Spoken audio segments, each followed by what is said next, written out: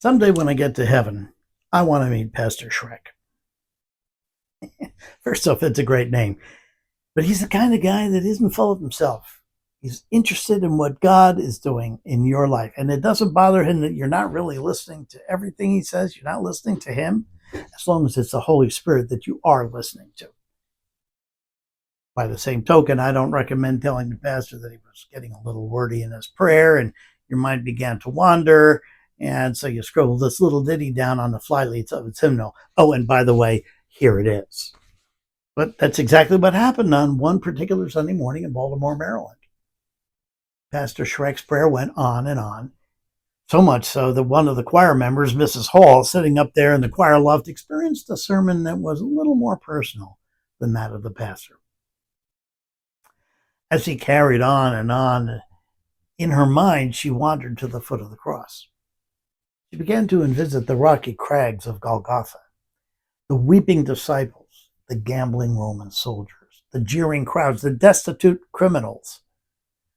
She envisioned the darkness of the scene until finally there was a shout.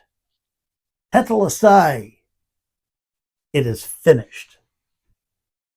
The earth shook, the sun disappeared, the weight of all our sin was laid on Jesus. And it was finished. You see, the word tetelestai is often interpreted in our Bibles as it is finished, but in Jesus' day it had additional meanings. In the business world, it meant the debt is fully paid. In the courtroom, it meant the sentence is fully served. And in the military, it meant the battle is fully won. So when Jesus died, he paid the debt, accepted the punishment, and won the battle. Then his work was finished. Jesus paid it all. Elvina Hall grabbed the nearest paper she could. That's the lady up in the choir loft. She grabbed the hymnal in front of her and it was all she had. She started to write the words.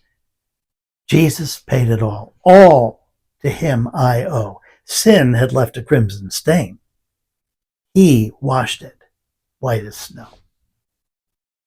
Now, being a woman of conviction, she showed the pastor her poem. And I say a woman of conviction because it must have taken a bit of nerve to face the pastor and say, oh, by the way, while you were praying, and as you droned on and on, no, she didn't actually say that.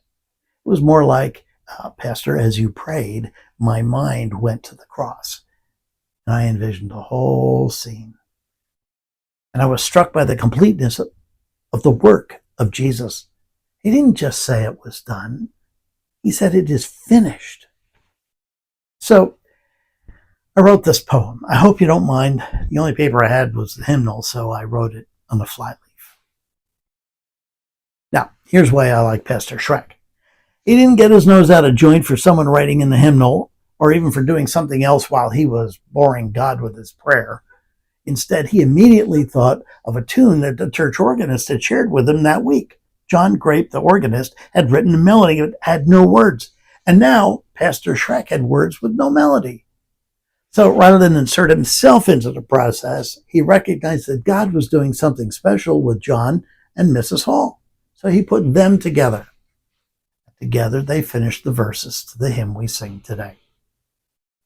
Now, although the order of those verses isn't always the same, they usually in our hymnals end with the same last verse that Elvina wrote. And when before the throne I stand in him complete, debt fully paid, sentence fully served, battle fully won. I'll lay my trophies down, all down at Jesus' feet. Now, Mrs. Hall lived on another 34 years after that, and she passed away right here in New Jersey, Ocean Grove, New Jersey, in 1899. Trophies laid down at Jesus' feet because Jesus paid it all. And that's our thought for today. I hope you enjoyed it. Won't you pass it on, tell your friends, and spread the word. We'll see you in our next post. God be with you until we meet again.